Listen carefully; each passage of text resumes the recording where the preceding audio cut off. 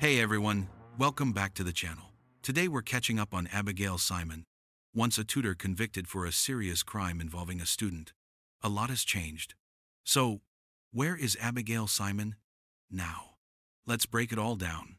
Abigail Simon is a former tutor at Catholic Central High School and West Catholic in Grand Rapids, Michigan. In 2013, when she was 33, she began a sexual relationship with a 15-year-old student she was tutoring.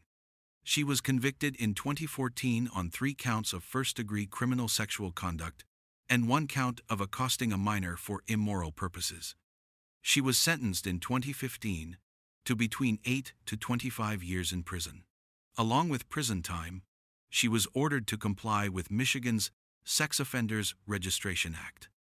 After her release, she must undergo lifetime supervision and register as a sex offender.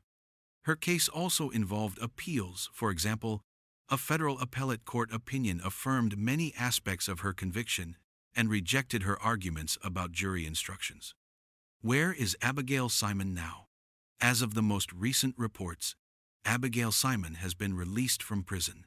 She is under lifelong supervision due to her conviction and required to register as a sex offender.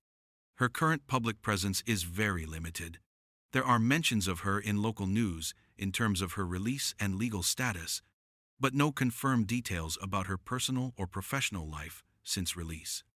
Abigail Simon's story is a reminder of how actions can lead to a shadow that lasts long after someone's legal debt is paid. Even after release, legal obligations like supervision and registration keep her story in public awareness. What do you think? Can someone truly move past such a conviction? Or will it forever define them? Let me know in the comments.